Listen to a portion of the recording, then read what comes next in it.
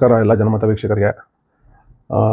ಇವತ್ತಿನ latest updates ಸುದ್ದಿಗಳು ತಗೊಂಡು ನಾನು ನಿಮ್ಮ ಮುಂದೆ ಬರ್ತಾ ಇದ್ದೀನಿ. ಅದರಲ್ಲಿ ಪ್ರಮುಖವಾದದ್ದು ಇಂಡಿಯಾ ಪಾಕಿಸ್ತಾನ, ಇನ್ನೇನು ವಿಷಯ ಇರೋದಿಲ್ಲ. ಸೊ ಇಲ್ಲಿ ಇವತ್ತು ನಮಗೆ ಸಾಕಷ್ಟು ನಮ್ಮ ಶತ್ರುಗಳು ಯಾರು ಅನ್ನೋದು ಗೊತ್ತಾಯಿತು.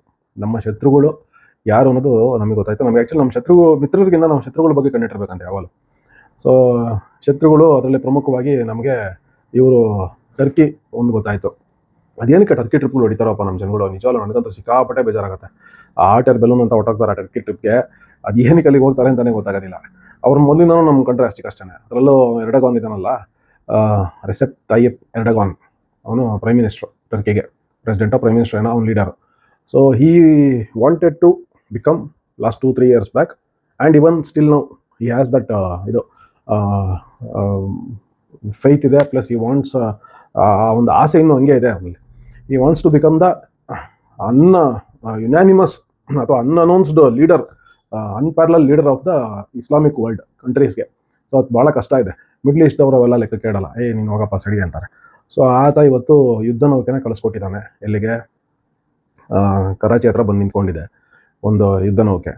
ಮತ್ತು 3 days ಬ್ಯಾಕು ಅವ್ರದ್ದೊಂದು ಇದು ಬೇರೆ ಬಂತು, C-130 ಏರೋಪ್ಲೇನು, ಯುದ್ಧ ವಿಮಾನ. ಅದರಲ್ಲಿ ಆರ್ಮ್ಸ್ ಆ್ಯಂಡ್ ಅಮ್ಯುನಿಷನ್ಸ್ ಬಂತು ಅಂತ ಅಲ್ಲಿ ಪಾಕಿಸ್ತಾನ ಲೋಕಲ್ ಮೀಡಿಯಾ ರಿಪೋರ್ಟ್ ಮಾಡಿದ್ರು. But Turkey denied that. Turkey ಹೆಸರು ಇವಾಗ ತುರ್ಕಿಯೇ ಅಂತಾಗಿದೆ. ಸೊ ಟರ್ಕಿ ಅಲ್ಲ, ಅದು ತುರ್ಕಿಯೇ. ಸೊ ಅವರು ಡಿನೈ ಮಾಡಿದ್ರು ಅಲ್ಲಿ ಲೋಕಲ್ ಮೀಡಿಯಾದವ್ರೆಲ್ಲ ರಿಪೋರ್ಟ್ ಮಾಡಿದ್ದು ಆರ್ಮ್ಸ್ ಆ್ಯಂಡ್ ಅಮ್ಯುನಿಷನ್ಸ್ ಬಂದಿದೆ ಅಂತ. ಸೊ ಅದೊಂದು ಬೆಳವಣಿಗೆ.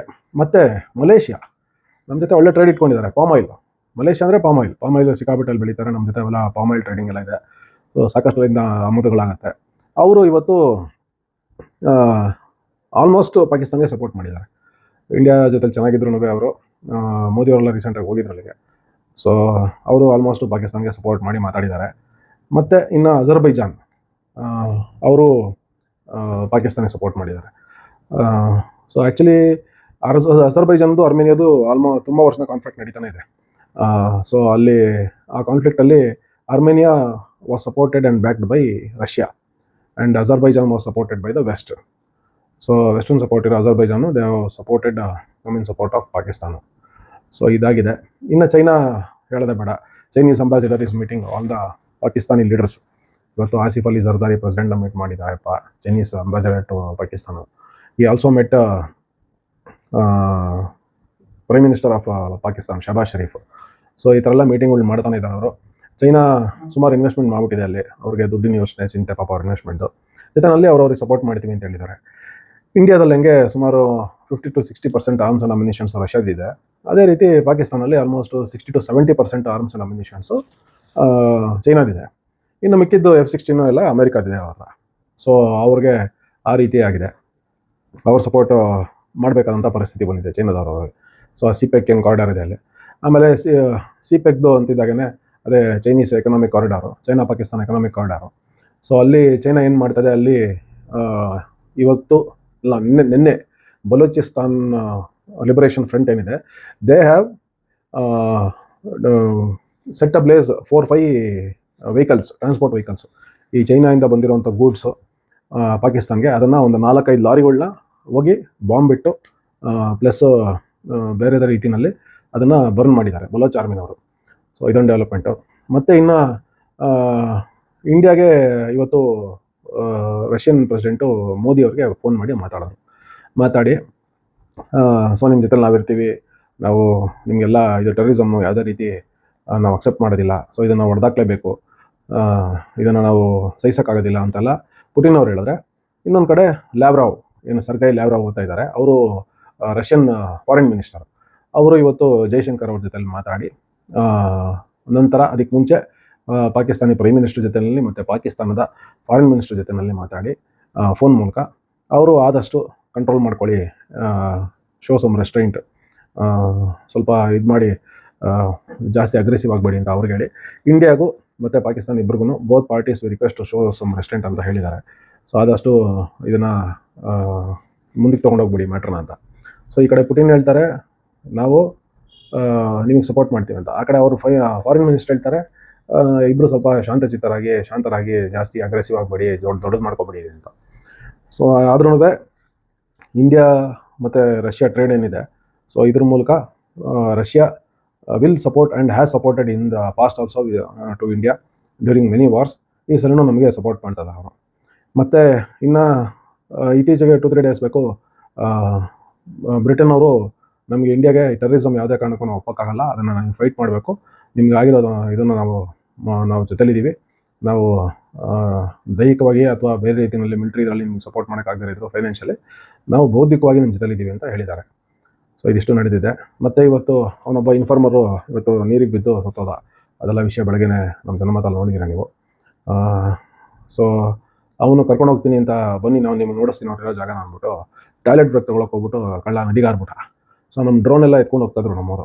ಯಾಕೆಂದರೆ ಅವನು ನೋಡಿಸ್ತೀನಿ ಹೈಡೌಟ್ ಕರ್ಕೊಂಡು ಹೋದಾಗ ಡ್ರೋನ್ ಮೇಲೆ ಫಾಲೋ ಮಾಡಿಕೊಂಡು ಆಮೇಲೆ ಹೆಜ್ಜೆ ಇಟ್ಕೊಂಡು ಹೋಗ್ತಾರೆ ನಮ್ಮ ಸರ್ಚ್ ಪಾರ್ಟಿನವರು. ಅದು ಹೆಂಗೆ ಶೂಟ್ ಮಾಡಿದ್ರು ನದಿಲಿ ಹೋಗ್ತಾ ಇರೋದು ಅಂತ ಕೇಳಿದ್ರು ನಮ್ಗೆ ಯಾರೋ ಒಂದಿಬ್ರು. ಅವ್ನು ಬೀಳ್ತಾನೆ ಅಂತ ಗೊತ್ತಿತ್ತಾ ಮೊದಲೇ ನಮ್ಮವ್ರಿಗೆ ಅಂತ. ನಾನು ಹೇಳಿದೆ, ಅಲ್ಲ ಸ್ವಾಮಿ, ಅವ್ನು ಬೀಳ್ತಾನೆ ಅಂತ ಮೊದಲೇ ಗೊತ್ತಿರಲಿಲ್ಲ. ಒಂದು 20 ಜನ ನಮ್ಮವ್ರು ಇರ್ತಾರೆ ಅಂದ್ಕೊಳ್ಳಿ, ಎಕ್ಸಾಂಪಲ್ ನಮ್ಮ ಆರ್ಮಿನವರು, ಅವನ್ನ ಕರ್ಕೊಂಡು ಜೊತೆಲಿ ಹೋಗ್ತಾ ಇದ್ದಾರೆ, ಅವ್ನ ಜಾಗ ನೋಡಿಸ್ತೀನಿ ಅಂತ ಹೇಳಿದ್ದಾನೆ. ಸುಮ್ಮನೆ ಹಂಗೆ ಹೊಟ್ಟೋಗ್ಬಿಡೋಕ್ಕಾಗಲ್ಲ. ನಮಗೆ ಮುಂದೆ ಏನು ನಾವು ಯಾವ ಕಡೆ ಹೋಗ್ತಾ ಇದ್ದೀವಿ ಅನ್ನೋದು ಕಣ್ಣು ಇರ್ಬೇಕು ನಮಗೆ. ಅದಕ್ಕೆ ನಮ್ಮವ್ರ ಜೊತೆಯಲ್ಲಿ ಡ್ರೋನ್ ಕ್ಯಾಮ್ರಾದವರು ಆರ್ಮಿ ಟೀಮ್ನಲ್ಲಿ ಜೊತೆನಲ್ಲಿ ಬಂದಿದ್ರು. ಅವ್ರು ಹಾರಿಸ್ಕೊಂಡು ಹೋಗ್ತಾ ಇದ್ರು. ಇವನು ಆ ದಾರಿನಲ್ಲಿ ಎಲ್ಲಿ ಕರ್ಕೊಂಡು ಹೋಗ್ತಾನೆ ಆ ದಾರಿನಲ್ಲಿ ಹಾರಿಸ್ಕೊಂಡು ಹೋಗ್ತಾ ಇದ್ರು. ಯಾಕಂದರೆ ಎಲ್ಲಾದರೂ ಬಚ್ಚಿಟ್ಕೊಂಡು ಫೈರ್ ಮಾಡಿಬಿಟ್ರೆ, ಬನ್ನಿ ನೋಡಿಸ್ತೀನಿ ಕರ್ಕೊಂಡು ಹೋಗಿ ನಮ್ಮವ್ರು 20 ಜನ ಸೈನಿಕರನ್ನ ಬಲಿ ಕೊಟ್ಬಿಟ್ರೆ ಇವರು ನಂಬೋಕ್ಕಾಗೋದಿಲ್ವಲ್ಲ. ಸೊ ಅದಕ್ಕೆ ಮುಂದ್ಗಡೆ ಕ್ಯಾಮ್ರಾದವ್ರು ಹೋಗ್ತಾ ಇದ್ರು, ಡ್ರೋನ್ ಕ್ಯಾಮ್ರಾ ಮುಂದೆ ಹೋಗ್ತಾ ಇದ್ದು ಕ್ಯಾಮ್ರಾ, ಇಲ್ಲಿ ಆಪ್ರೇಟರ್ ಜೊತೆಲ್ಲ ಹೋಗ್ತಾ ಇದ್ರು. ಇವ್ನು ಟಾಯ್ಲೆಟ್ ಬ್ರೇಕ್ ತೊಗೊಂತಿನಿಂದಲ್ಲ ಇವನ ಮೇಲೆ ಫೋಕಸ್ ಮಾಡಿದ್ರು. ಯಾಕಂದ್ರೆ ನದಿಗಾತ ಅದು ನನಗೆ ಹಿಡಿದುಕೊಂಡು ತೊಗೊಂಡೋದ್ರು, ಅವನಿಂದ ಓಡೋದ್ರು. ಕೊನೆ ಒಂದು ಮುಣುಗ್ ಸತ್ತೋದ. ಸೊ ಅವನು ಊಟ ಕೊಡ್ತಾ ಇದ್ದಂತೆ ಇವ್ರಿಗೆ. ಒಂದು 3 ದಿನ ಮುಂಚೆ ಬಂದು ಅಲ್ಲೇ ಸೆಟ್ಲ್ ಆಗಿದ್ರಲ್ಲ ಇವರು ಟೆರರಿಸ್ಟ್ಗಳು, ಅವ್ರಿಗೆ ಊಟ ಸಪ್ಲೈ ಮಾಡ್ತಾ ಇದ್ದ ಅವನು, ಇಮ್ತಿಯಾಜ್ ಅಹಮದ್ ಅಂತ. ಸೊ ಅವ್ರಿಗೆ ಸತ್ತೋದ. ಸೊ ಇದಿಷ್ಟು ಡೆವಲಪ್ಮೆಂಟ್ಗಳು. ಇನ್ನು ಮಾಕ್ ಡ್ರಿಲ್ ಬಗ್ಗೆ ದಯವಿಟ್ಟು ಯಾವ ಜನರಲ್ಲೂ ನಮ್ಮ ಭಾರತದ ನಾಗರಿಕರಲ್ಲಿ ಯಾವುದೇ ರೀತಿ ಗೊಂದಲ ಬೇಡ. ಮಾಕ್ ಡ್ರಿಲ್ಲು ಮೇಯ್ನಾಗೆ ಫೈಸಲಾಬಾದ್ ಏನಿದೆ, ನಮ್ಮ ಇಂಡಿಯಾ ಪಾಕಿಸ್ತಾನ ಬಾರ್ಡ್ರಲ್ಲಿ ಪಂಜಾಬಲ್ಲಿರುವಂಥ ಫೈಸಲಾಬಾದಲ್ಲಿ, ಅಲ್ಲಿ ಅದನ್ನು ಫಿರೋಜ್ಪುರ ಫೈಸಲಾಬಾದ ಇದೆ ಅಲ್ಲಿ ಇದನ್ನು ಜಾರಿಗೆ ತೊಗೊಂಬಂದಿದ್ದಾರೆ. ಮೊನ್ನೆನೇ ಟ್ರೈ ಮಾಡಿದ್ದಾರೆ, ಲೈಟ್ಸ್ ಎಲ್ಲ ಆಫ್ ಮಾಡಿದ್ದಾರೆ, ನಿನ್ನೆನೂ ಮಾಡಿದ್ದಾರೆ, ಮೊನ್ನೆನೂ ಮಾಡಿದ್ದಾರೆ. ಸೊ ಬಾರ್ಡ್ರಿಂಗ್ ಸ್ಟೇಟ್ಸ್ಗಳಿಗೆ ಇವತ್ತು ಹೊರಡಿಸಿರುವಂಥ ಆದೇಶ, ಬಾರ್ಡ್ರಿಂಗ್ ಸ್ಟೇಟ್ಗಳಿಗೆ ಅಂದರೆ ಗುಜರಾತು, ರಾಜಸ್ಥಾನು, ಪಂಜಾಬು ಮತ್ತು ಇದು ಜಮ್ಮು ಕಾಶ್ಮೀರ, ಈ 4 ಸ್ಟೇಟು ಪಾಕಿಸ್ತಾನಕ್ಕೆ ಬಾರ್ಡ್ರಿಗೆ ಬರುತ್ತೆ. ಸೊ ಈ ರಾಜ್ಯಗಳಲ್ಲಿ ನೀವು ಇದನ್ನು ಸ್ವಲ್ಪ ಎಕ್ಸಸೈಸ್ ಮಾಡಿ, ಏರ್ ಸೈರನ್ಗಳು ಸರಿ ಇದೆ ಚೆಕ್ ಮಾಡ್ಕೊಳ್ಳಿ. ಆಮೇಲೆ ಇದು ಸ್ಕೂಲ್ ಮಕ್ಕಳನ್ನ, NCC ಕೆಡೆಟ್ಸ್ನ ಮತ್ತು ಸ್ಕೌಟ್ಸ್ ಆ್ಯಂಡ್ ಗೈಡ್ಸ್ನ ಇವ್ರನ್ನ ಇನ್ವಾಲ್ವ್ ಮಾಡಿಕೊಂಡು ಅವ್ರಿಗೂ ಹೇಳ್ಕೊಟ್ಟು ಫಸ್ಟ್ ಏಡ್ ಎಮರ್ಜೆನ್ಸಿ ಯಾವ ರೀತಿ ಮಾಡಬೇಕು, ಏನು ಮಾಡಬೇಕು ಅಂತ ಅವ್ರಿಗೂ ಹೇಳ್ಕೊಟ್ಟು ಅದನ್ನೆಲ್ಲ ಮಾಡಿ. ಸೊ ಈ ಥರ ಎಲ್ಲ ಹೇಳಿದ್ದಾರೆ. ಆಮೇಲೆ ಎಮರ್ಜೆನ್ಸಿ ಮೆಡಿಕಲ್ಲು, ಸಡನ್ನಾಗಿ ಫೈರ್ ಬಿದ್ದಾಗ ಫೈರ್ ಇಂಜಿನ್ ಡ್ರಿಲ್ಸು, ಆಮೇಲೆ ಆ್ಯಂಬುಲೆನ್ಸ್ ಬಂದು ಕರ್ಕೊಂಡು ಹೋಗೋದು, ಮಕ್ಕಳಿಗೂ ಅಷ್ಟೇ ಫಸ್ಟ್ ಏಡ್ ಯಾವ ರೀತಿ ಮಾಡಬೇಕು ಇದನ್ನೆಲ್ಲ ಹೇಳ್ಕೊಡಿ ಅಂತೆಲ್ಲ ಹೇಳಿದ್ದಾರೆ. ಎವ್ಯಾಕ್ಯುಯೇಷನ್ ಟೈಮಲ್ಲಿ ಮಕ್ಕಳು ಯಾವ ರೀತಿ ಹೆಲ್ಪ್ ಮಾಡ್ಬೋದು, ವಯಸ್ಸಾದವ್ರನ್ನ, ಇದನ್ನೆಲ್ಲ ಹೇಳ್ಕೊಡೋದಕ್ಕೆ 7ನೇ ತಾರೀಕಿಂದ ಸ್ಟಾರ್ಟ್ ಮಾಡ್ಕೊಳ್ಳಿ, 1-2 ದಿನ ಅಂತ ಹೇಳಿದ್ದಾರೆ. ಸೊ ಇದು 9th ಅಂತೂ ಮೋಸ್ಟ್ಲಿ ನಡೆಯೋದಿಲ್ಲ, 9thವರೆಗೂ. ಯಾಕೆಂದರೆ 9th ಪುಟಿನಲ್ಲಿ ದೊಡ್ಡ ಫಂಕ್ಷನ್ ಇಟ್ಕೊಂಡಿದ್ದಾರೆ ರಷ್ಯಾದಲ್ಲಿ. ಅದಕ್ಕೋಸ್ಕರ ನಮ್ಮವ್ರು ಕಾಯ್ತಾ ಇದ್ದಾರೆ ಅಂತಲ್ಲ, ಒಂದು showing some signs of solidarity. ನಾವು ನಿಮ್ಮ ಜೊತೆಲಿ ಇದ್ದೀವಿ, ನೀವು ನಮ್ಮ ಬ್ರದರ್ ಸಮಾನ ಅಂತ ರಷ್ಯಾಗೆ ಅವರು 75th ಇಯರ್ 50th ಇಯರ್ದು ಅದು ಸೆಲೆಬ್ರೇಷನ್ ಇಟ್ಕೊಂಡಿದ್ದಾರೆ. ಸೊ ವಿಕ್ಟ್ರಿ ಡೇ ಅಂತ ಮಾಡ್ತಾರೆ ಅವರು, World War II ಅವ್ರು ಗೆದ್ದಿದ್ದು. ಸೊ ಅದನ್ನು ಮಾಡ್ಕೊಳ್ತಾ ಇದ್ದಾರೆ. ಅದಕ್ಕೆ ಅಡ್ಡ ಹೋಗೋದು ಬೇಡ ಅಂತಲೂ ಏನೋ. ಅದಾದಮೇಲೆ 9ನೇ ತಾರೀಕು ಆದಮೇಲೆ ಆ್ಯಕ್ಚುಲಿ ಮೋದಿಯವರಲ್ಲಿ ಹೋಗಬೇಕಾಗಿತ್ತು, ಕ್ಯಾನ್ಸಲ್ ಆಯಿತು. ರಾಜನಾಥ್ ಸಿಂಗ್ ಹೋಗ್ತಾರೆ ಅಂದರು, ತಿರುಗಿ ರಾಜನಾಥ್ ಸಿಂಗ್ ಅವರು ಕ್ಯಾನ್ಸಲ್ ಆಗಿರೋದು. ಸೊ ಇಂಡಿಯನ್ ಅಂಬಾಸಿಡರ್ ಏನಲ್ಲಿ ರಷ್ಯಾದಲ್ಲಿ ಇದ್ದಾರೆ ಮಾಸ್ಕೋದಲ್ಲಿ, ಅವ್ರು ಅಟೆಂಡ್ ಮಾಡ್ಕೊತಾರೆ. ಸೊ ಇನ್ನು ನಮ್ಮ ಚೈನೀಸ್ ಪ್ರೆಸಿಡೆಂಟ್ಗೂ ಇನ್ವೈಟ್ ಮಾಡಿದ್ದಾರೆ ಪುಟಿನ್, ಮೋಸ್ಟ್ಲಿ ಅವ್ರು ಹೋಗ್ಬೋದು. ಅಲ್ಲಿ ಮಾತಾಡೋಕ್ಕೆ ಹೋಗ್ತಾರೆ. ಏನಪ್ಪ ನಮ್ಮ ಬ್ರದರ್ ಇಬ್ಬರು ಹೊಡೆದಾಡ್ತಾ ಇದ್ದಾರೆ ಅಂತೆಲ್ಲ ಮಾತಾಡ್ಕೊತಾರೆ. China brother Pakistan, Russia brother India, ಅವ್ರು ಹಂಗೆ ಮಾತಾಡೋದು. ಏನಪ್ಪ ನಿಮ್ಮ ಬ್ರದರ್ಗಳಿಬ್ರು ಜಗಳಕ್ಕೆ ಬಿದ್ದರು, ನಾವು ಕೂತ್ಕೊಂಡು ಆರಾಮ ತಮಾಷೆ ನೋಡೋಣ, ಮಜಾ ತೊಗೊಳ್ಳೋಣ ಅಂತ. ಎಲ್ಲ ಇಂಡಿಯಾ ಪಾಕಿಸ್ತಾನ ಹೊಡೆದಾಡ್ತಾರೆ ಅಂದರೆ ಎಲ್ಲರೂ ನೋಡ್ತಾರೆ ಬಿಡಿ. ಇಂಡಿಯಾ ಪಾಕಿಸ್ತಾನ ಕ್ರಿಕೆಟ್ ಮ್ಯಾಚ್ ನಂಗೆ ಇಡೀ ವರ್ಲ್ಡ್ ನೋಡೋದು, ಹಂಗೆ ಇದೂ ಅಷ್ಟೇ. ಇದೊಂದು ಮ್ಯಾಚ್, ಇದು ಯುದ್ಧದ ಮ್ಯಾಚ್, ವಾರ್ ಇದನ್ನು ಇನ್ನೂ ಚೆನ್ನಾಗಿ ನೋಡ್ತಾರೆ ಎಲ್ಲರೂ. ಸೊ ಎಲ್ಲರೂ ಕಾಯ್ತಾ ಇದ್ರು. ಇದೇನು ಹಿಸ್ಟ್ರಿ ರಿಪೀಟ್ಸ್ ಅಂತಾರಲ್ಲ, ಹಂಗೆ ಇದು ಮಹಾಭಾರತ ರಿಪೀಟು. ಅವ್ರು ಕೌರವರು, ನಾವು ಪಾಂಡವರು, ಮತ್ತೆ ಯುದ್ಧ ಆಗೇ ಆಗುತ್ತೆ ಅಷ್ಟೇ. ಇದೆಲ್ಲ ಆಗಲೇಬೇಕು, ಎಲ್ಲ ಹಂಗೆ ಸರ್ಕಲ್ ಬರುತ್ತಲ್ಲ. ಅಲ್ಲಿ ಕೌರವರು, ಇಲ್ಲಿ ಪಾಂಡವರು, ನಮ್ಮ ಮಧ್ಯದಲ್ಲಿ ಯುದ್ಧ ಆಡ್ಕೊತೀವಿ. ಸೊ ಕೊನೆಗೆ ಯಾರು ಗೆಲ್ಲುವ ಅಂತ ಎಲ್ರಿಗೂ ಗೊತ್ತಿದೆ. ಕೃಷ್ಣ ಯಾವ ಕಡೆ ಇರ್ತಾನೆ, ಶ್ರೀಕೃಷ್ಣ ಪರಮಾತ್ಮ ಆ ಕಡೆನೇ ಗೆಲುವಾಗೋದು. ಶ್ರೀಕೃಷ್ಣ ಪರಮಾತ್ಮ ಇಲ್ಲಿ ಮಥುರಾದಲ್ಲಿ, ಗುಜರಾತಲ್ಲಿ ಇದ್ದಾನೆ. ಸೊ ಅದೇ ಗುಜರಾತಿಂದ ಒಬ್ಬರಲ್ಲ ಇಬ್ಬರು ಬಂದು ಅಲ್ಲಿ ನಮ್ಮ ದೇಶ ನಡೆಸ್ತಾ ಇದ್ದಾರೆ. ಸೊ ಆ ಕೃಷ್ಣನ ಭೂಮಿಯಿಂದ ಬಂದಿರೋರು ನಮ್ಮ ದೇಶ ನಡೆಸ್ತಾ ಇದ್ದಾರೆ, ಮೋದಿಯವರು, ಅಮಿತ್ ಶಾ ಅವರು. ಸೊ ಅಂದಮೇಲೆ ನಮಗೆ ಗೆಲುವು ನಮ್ಮದೇನೆ. ಸೊ ಇಲ್ಲಿ ಶಕುನಿ ಯಾರು ಅನ್ನೋದು ಇಂಪಾರ್ಟೆಂಟು. ಕೌರವರು ಪಾಂಡವ್ರ ಮಧ್ಯದಲ್ಲಿ ಶಕುನಿ ಇದ್ನಲ್ಲ ಅಲ್ಲಿ. ಸೊ ಅಲ್ಲಿ ಇದೇ ಥರ ಇಲ್ಲಿ ಶಕುನಿ ಯಾರು ಹಾಕೊಟ್ಟಿದ್ದು, ಫಸ್ಟ್ ಹೆಸರೇ ಮಂಡಿ ಬರೋದು ಟಕ್ ಅಂತ ಚೈನಾ. ಸೊ ಈ ಚೈನಾದವ್ರು ಮಾಡಿದ್ದಾರೆ. ಅವ್ರು ಭಾಳ ಇಂಪ್ರೂವ್ ಆಗ್ಬಿಡ್ತಾ ಇದ್ದಾರೆ ನೋಡ್ರೋ. ಅವ್ರ ಎಕನಾಮಿ ಸಿಕ್ಕಾಪಟ್ಟೆ ಬೆಳೀತಾ ಇದೆ. ನಾವು ಅವ್ರನ್ನ ಕಂಪೀಟೇ ಮಾಡೋಕ್ಕಾಗ್ತಲ್ಲ. ನೀವೇನು ಕಂಪೀಟ್ ಮಾಡೋದವ್ರನ್ನ, ನಾವೇ ಕಂಪೀಟ್ ಮಾಡೋಕ್ಕಾಗ್ತಲ್ಲ. ಬೆಳ್ಕೊಂಡು ಹೋಗ್ತಾ ಇದೆ ಇಂಡಿಯನ್ ಎಕನಾಮಿ. ಕೊಡ್ರೋ ಅವ್ರಿಗೊಂದು ಮಾಂಜ ಅಂತ ಅಂದ್ಬಿಟ್ಟು ಹೇಳ್ಕೊಟ್ಬಿಟ್ಟು ಇದೆಲ್ಲ ಮಾಡಿಸಿರೋದು. ಸೊ ಮಾಡಿದ್ದಾರೆ, ಮಾಡಲಿ ಬಿಡಿ, ಏನೇನಾಗುತ್ತಲ್ಲ ಆಗಲಿ. ಒಂದು ಸಲ ಅಲ್ಲಿ ಕ್ಲಿಯರ್ ಆಗ್ಬಿಡೋದು ಒಳ್ಳೇದು. ಬಟ್ ಲಾಹೋರ್ ಪ್ಯಾಕ್ಟ್ ಇನ್ನೂ ಹಂಗೆ ಇದೆ. ಲಾಹೋರ್ ಪ್ಯಾಕ್ಟ್ ಏನು ಅಂದರೆ, ನಮ್ಮ ಅಟಲ್ ಬಿಹಾರಿ ವಾಜಪೇಯಿ ಅವರು ಹೋಗಿ ಪರ್ವೇಜ್ ಮುಷರಫ್ ಜೊತೆ ಮಾಡಿದ್ರಲ್ಲ ಲಾಹೋರ್ ಪ್ಯಾಕ್ಟ್, ಮಾಡಿದ 2 ತಿಂಗಳಿಗೆ ಯುದ್ಧ ಶುರು ಮಾಡಿದ್ನಲ್ಲ ಪರ್ವೇಜ್ ಮುಷರಫ್, ಕಾರ್ಗಿಲ್ ಯುದ್ಧ.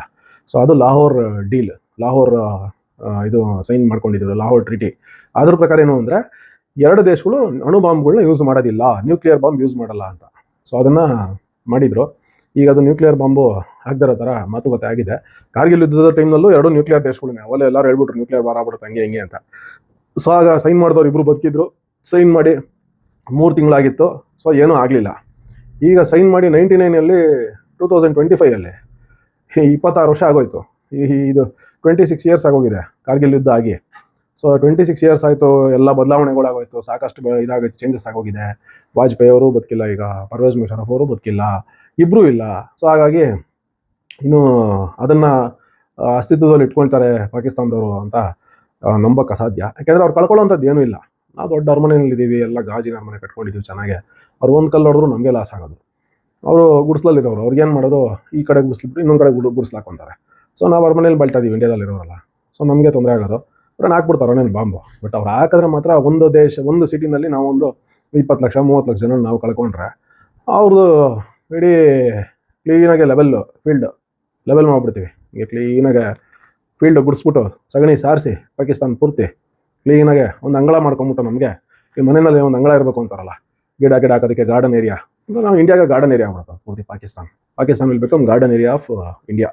ಅಲ್ಲಿ ಏನೇನು ಬೇಕೋ ಗಿಡಗಳು ಹಾಕೊಳ್ಳೋದಲ್ಲ, ಚೆನ್ನಾಗಿ ಬೆಳೆಯುತ್ತೆ ಅಂತ ಹೆಂಗಿದ್ರು.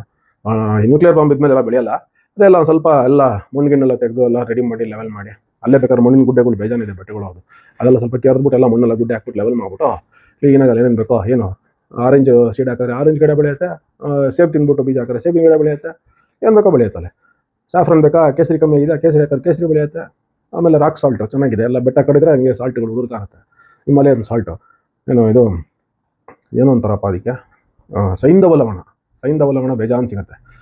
ಸೊ ಅದೆಲ್ಲ ಇದೆ, ಅದೆಲ್ಲ ಮುಂದೆ ಆಗುತ್ತೆ. ಅವ್ರೇನು ಹಾಕ್ತಾರೋ ಹಾಕ್ಲಿ ಬಾಂಬು. ಸೊ ಇದಿಷ್ಟು ಡೆವಲಪ್ಮೆಂಟ್ಸ್ಗಳು ಸಡನ್ನಾಗಿ ನಾರ್ಮಲ್ಲಾಗಿ ನ್ಯೂಸ್ ಹೇಳೋ ಥರ ಹೇಳ್ಕೊಂಡ್ಬಿಟ್ಟು ಇಲ್ಲಿ ಸ್ಲ್ಯಾಂಗಲ್ಲಿ ನಾರ್ಮಲಾಗಿ ಮಾತಾಡೋಕ್ಕೆ ಶುರು ಮಾಡ್ಬಿಟ್ಟೆ.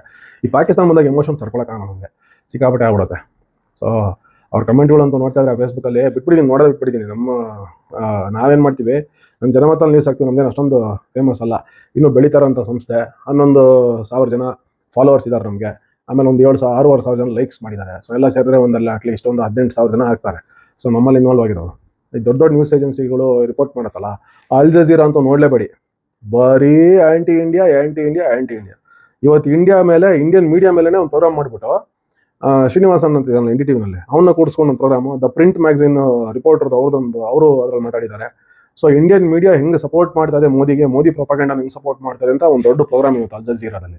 ಸೊ ಅದನ್ನೆಲ್ಲ ಇವರೆಲ್ಲ ಕರೆಸ್ಕೊಂಡು ಇವ್ರ ಕೈಯಲ್ಲಿ ಒಂದೊಂದು ವಿಮರ್ಶೆಗಳು ತೊಗೊಂಡ್ರು. ಯಾರೋ ಶ್ರೀನಿವಾಸನ್ನು ಮತ್ತು ಆ ಪ್ರಿಂಟ್ ಮ್ಯಾಗಝಿನ್ ಓನರ್ ಅಂತೆ, ಪ್ರಿಂಟ್ ಎಡಿಟರ್ ಅಂತ ಯಾರೋ 1-3 ಜನ ಬಂದಿದ್ರು. ಸೊ ಅದನ್ನು ನೋಡ್ತಾ ಇದ್ದೆ. ಅದಂತೂ ಬರೀ ಆ್ಯಂಟಿ ಇಂಡಿಯಾ. BBC ಅವರು ಆ್ಯಂಟಿ ಇಂಡಿಯಾ, ಆ್ಯಂಟಿ ಇಂಡಿಯಾ ಅವ್ರದ್ದು. BBC-ಗೆ ನಾವು ಫುಲ್ ಫಾರ್ಮ್ ಇತ್ತು, ಹೇಳೋಣ ಅಂದ್ಕೊಂಡೆ, ಚೆನ್ನಾಗಿರಲ್ಲ. ಆಮೇಲೆ ಇನ್ನು ರಷ್ಯಾ ಟುಡೇ ನೋಡಿ, ಚೆನ್ನಾಗೆ ಪಾಪ ನ್ಯೂಸ್ ಕೊಡ್ತಾರೆ ಅವರು ಏನೇನು ಕಿತಾಪತಿಗಳು ವೆಸ್ಟರ್ನ್ ಕಂಟ್ರೀಸ್ಗಳು ಮಾಡಿದ್ರು, ಅವ್ರದ್ದು ವಾರ್ಗಳು ಮಾಡಿದಾಗ ಹೆಂಗೆ ಅವರು ಬಯಾಸ್ಡ್ ಆಗಿದ್ರು, ಆಮೇಲೆ ಅವ್ರಿಗೆ ಹೆಂಗೆ ಬೇಕೋ ಅವ್ನು ಪ್ಲೇಟ್ ತಿರುಗಿಸ್ತಾರೆ ವೆಸ್ಟರ್ನ್ ಕಂಟ್ರೀಸ್ ಅವರು, beat US or beat European countries. ಅದ್ರ ಬಗ್ಗೆ ಎಲ್ಲ ಪ್ರೋಗ್ರಾಮ್ಸ್ ಆಗ್ತಾ ಇರ್ತಾರೆ. ಆಮೇಲೆ ಪ್ರೋ ಇಂಡಿಯಾ ಪ್ರೋಗ್ರಾಮ್ಸು ಆಗ್ತಾರೆ ಸಿಕ್ಕಾಪಟ್ಟೆ ರಷ್ಯಾ ಟುಡೇನಲ್ಲಿ. ಅದು ಚೆನ್ನಾಗಿ ಕೊಡ್ತಾರೆ. ಇನ್ನು ಇದು ಫ್ರಾನ್ಸ್ದು ಚಾನಲ್ ಇದೆ, ಅದೇನು ತುಂಬ ನ್ಯೂಟ್ರಲ್, ಅದು ಜಾಸ್ತಿ ಬರೋದಿಲ್ಲ. ಆಮೇಲೆ ಜರ್ಮನ್ ಚಾನಲ್ಸ್ ನ್ಯೂಸ್ ಬರುತ್ತೆ, DW TV ಅಂತ ಮತ್ತು ಇನ್ನೊಂದೆರಡು. ಸೊ ಅವರು ಅಷ್ಟೇನು ತಲೆ ಕೆಡಿಸ್ಕೊಳ್ತಲ್ಲ ಇಂಡಿಯಾ ಬಗ್ಗೆ. ಇನ್ನು ಬಾಂಬ್ ಬೀಳಿ ಆಮೇಲೆ ರಿಪೋರ್ಟ್ ಮಾಡೋಣ ಅಂತ ಕಾಯ್ತಾ ಇದ್ದಾರಲ್ಲ, ಅಲ್ಲಿವರೆಗೂ ಸೈಲೆಂಟ್ ಆಗಿರ್ತಾರೆ. ಇನ್ನು ಫ್ರಾನ್ಸು ಅಷ್ಟೇ, ರಫೇಲ್ 1-2 ಬಾಂಬ್ ಹಾಕಿ ಹೊಡೆದ್ಬಿಟ್ಟು ಬಂದರೆ, ಅಲ್ಲೇ ನಮ್ಮ ರಫೇಲ್ ಸಖತ್ತಾಗಿತ್ತು ನೋಡೋರ, ಇಂಡಿಯಾದವ್ರು ತೊಗೊಂಡ್ರು, ಗೆದ್ರು, ಇವ್ರ ಮೇಲೆ ತೊಗೊಳ್ಳಿ ಪರ್ಚೇಸ್ ಮಾಡಿ ಅಂತಾರೆ ಫ್ರಾನ್ಸ್ನವರು. ಅಲ್ಲಿವರೆಗೂ ವೆಯ್ಟ್ ಮಾಡ್ತಾರೆ. ಇನ್ನು ಆಸ್ಟ್ರೇಲಿಯಾ ಅವ್ರ ಎಲೆಕ್ಷನ್ಸಲ್ಲಿ ಬಿಸಿ ಇದ್ರು, ಮತ್ತೆ ಗೆದ್ರು ಇವರು, ಅಲ್ಲಿ ಅದೇ ಸರ್ಕಾರ ಮತ್ತೆ ಬಂತು. ಇನ್ನು ಸಿಂಗಪೂರು 6 ಡೆಕೆಡ್ಸಿಂದ ಒಂದೇ ಸರ್ಕಾರ, 60 ವರ್ಷದಿಂದ ಒಂದೇ ಪಕ್ಷ ಅಲ್ಲಿ ಗೆದ್ಕೊಂಡ್ಬಂದಿದೆ. ಇಮ್ಯಾಜಿನ್ ಮಾಡ್ಕೊಳ್ಳಿ ಜನಗಳಲ್ಲಿ ಎಂಥ ವಿಶ್ವಾಸ. ಆ್ಯಂಟಿ ಇನ್ಕಂಬೆನ್ಸಿ ಅನ್ನೋ ವರ್ಡು ಸಿಂಗಪೂರ್ ಅಕ್ಕಪಕ್ಕ ಒಂದು 500 ಕಿಲೋಮೀಟರ್ ರೇಡಿಯಸಲ್ಲಿ ಎಲ್ಲೂ ಸುಳಿಯಂಗೆ ಇಲ್ಲ. ಆ್ಯಂಟಿ ಇನ್ಕಂಬೆನ್ಸಿ ಅನ್ನೋ ವರ್ಡೇ ಇಲ್ಲ ಅಲ್ಲಿ. ಅವ್ರ ಡಿಕ್ಷನರಿನಲ್ಲೇ ಇರಲ್ಲ, ಮೋಸ್ಟ್ಲಿ ಸಿಂಗಪೂರ್ ಡಿಕ್ಷನರಿನಲ್ಲೇ ಇರೋದಿಲ್ಲ. ಯಾಕಂದರೆ 6 ಡೆಕೆಡ್ಸಿಂದ ಒಂದೇ ಗೌರ್ಮೆಂಟು, ಒಂದೇ ಪಾರ್ಟಿ ಸರ್ಕಾರ. 6 ಡೆಕೆಡ್ಸ್, 60 ವರ್ಷ, ಬಾರಮ್ಮ 60 ವರ್ಷ. ಇಲ್ಲಿ ಒಂದು 20 ಸರ್ಕಾರ ಬಂದ್ಬಿಟ್ಟಿದೆ ನಮ್ಮ ಇಂಡಿಯಾದಲ್ಲಿ. ಅಂದರೆ 20 ಪಾರ್ಟಿಗಳು ಸಮ್ಮಿಶ್ರ ಸರ್ಕಾರದಲ್ಲೇ ಆಗೋಯ್ತಲ್ಲ. UPA 1, NDA 1, UPA 2, NDA 2, ಒಂದು 20 ಪಾರ್ಟಿಗಳು ಇಲ್ಲ ಆಗೋಯ್ತು. ಅಲ್ಲಿ ಒಂದೇ ಸರ್ಕಾರ ಬರ್ತದೆ, ಅವ್ರು ಅದರಲ್ಲಿ ಬ್ಯುಸಿ ಇದ್ದಾರೆ. ಇನ್ನು ಜಪಾನ್ ಇವತ್ತು they have stood with India. ಜಪಾನ್ದ ಜನರಲ್ ನಕಾಟಾನಿ ಅನ್ನೋರು ಇವತ್ತು ನಕಾಟಾಮಿ ಅನ್ನೋರು ಬಂದಿದ್ರು ಇವತ್ತು ಇಂಡಿಯಾಗೆ, ಜಪಾನ್ಸ್ ಡಿಫೆನ್ಸ್ ಮಿನಿಸ್ಟರ್ ಅವರು. ಸೊ ಅವ್ರು ಬಂದು ಇವತ್ತು ನಾವು ನಿಮ್ಮ ಜೊತೆಲಿದ್ದೀವಿ ಅಂತ ಹೇಳಿದ್ದಾರೆ. ಒಂದು ರಿಕ್ವೆಸ್ಟ್ ಮಾಡ್ಕೊಂಡಿದ್ದಾರೆ ರಾಜನಾಥ್ ಸಿಂಗ್ ಅವರು, ದಯವಿಟ್ಟು ಇಸ್ಲಾಮಾಬಾದಲ್ಲಿ ಜಾಸ್ತಿ ಬಂಡವಾಳ ಹಾಕ್ಬೇಡಿ, ನೀವು ಅಲ್ಲಿ ಹಾಕೋಕ್ಕೇನು ಇಲ್ಲ ಬಿಡಿ. ಇವಾಗ ಇನ್ನೊಂದು ಸ್ವಲ್ಪ ನಾವು ರೌಂಡ್ ಹೊಡ್ಕೊಂಡ್ಬರ್ತೀವಿ, ನಮ್ಮ ರಫೇಲ್ಗಳು ಸುಖಾಯಿಗಳೆಲ್ಲ ಅಲ್ಲಿ ರೌಂಡ್ ಹೊಡಿಸ್ತೀವಿ, ಆಮೇಲೆ ಏನೋ ಹಾಕೋ ಥರ ಇದ್ರೆ ಹಾಕಿ, ಇದ್ರೆ ಇಲ್ಲಿ ಇಂಡಿಯಾದಲ್ಲೇ ತಂದು ಹಾಕಿ ಅಂತ ಹೇಳಿದ್ದಾರೆ. ಆಮೇಲೆ ಏನು ಇರೋದಿಲ್ಲ ಬಿಡಿ ಹಾಕೋ ಥರದಲ್ಲಿ. ಸೊ ಇದಿಷ್ಟು ನ್ಯೂಸು ಜನಮತ ವೀಕ್ಷಕರೇ. ಇವತ್ತು ನಮ್ಮ ಯೂಟ್ಯೂಬ್ ಚಾನಲ್ ದಯವಿಟ್ಟು ಸಬ್ಸ್ಕ್ರೈಬ್ ಮಾಡಿ. ಇಲ್ಲಿ ಸಾಕಷ್ಟು ವೀಡಿಯೋಗಳು ಬರ್ತಾ ಇರುತ್ತೆ, ವೆರೈಟಿ ವೀಡಿಯೋಗಳು. ನಿಮಗೆ ಧರ್ಮದ ವೀಡಿಯೋಗಳಿದೆ, ವರ್ಲ್ಡ್ ಕರೆಂಟ್ ಸಿಚುವೇಶನ್ ಬಗ್ಗೆ. ಆಮೇಲೆ ನಮ್ದೇನು ಅಂದರೆ ಜನಮತದಲ್ಲಿ it is completely based on world international affairs, international politics, international affairs. ನೀವು ನಮ್ಮದು ಪೇಜ್ ತೆಗೆದ್ರೆ ನಿಮಗೆ ಗೊತ್ತಾಗ್ಬಿಡುತ್ತೆ. ನಮ್ದು ಇಂಗ್ಲೀಷ್ ಪೇಜು ಇದೆ, ಅಲ್ಲಿ ಬರೀ 2200 ಫಾಲೋವರ್ಸ್ ಇದ್ದಾರೆ.